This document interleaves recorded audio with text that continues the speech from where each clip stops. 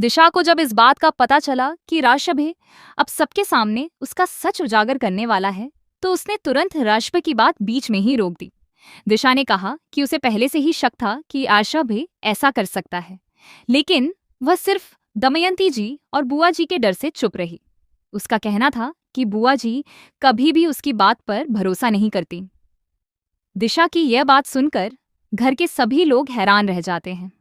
सबको समझ नहीं आता कि दिशा आखिर बार बार अपनी बात क्यों बदल रही है। कभी वह कहती है कि अरमान ने उस पर हाथ उठाया था, तो कभी कहती है कि ऐसा कुछ नहीं हुआ। उसकी बदलती बातों की वजह से पूरा परिवार उलझन में पड़ जाता है। इसके बाद जब सबके सामने ऋषभ पर आरोप लगाए जाते हैं, तो वह सोचता है कि जब दिशा बुआ ने उसके बारे में इतना कुछ बता ही दिया है, तो अब चुप रहने का कोई मतलब नहीं है।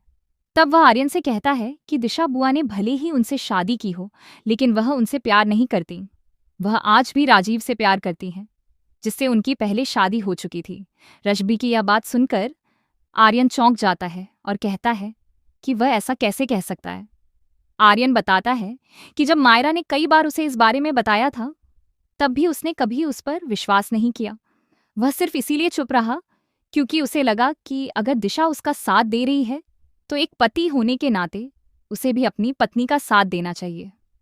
तब अर्शप कहता है कि जिन्हें आर्यन अपना सच्चा प्यार समझ रहे हैं, उनसे एक बार सच पूछकर देख लें।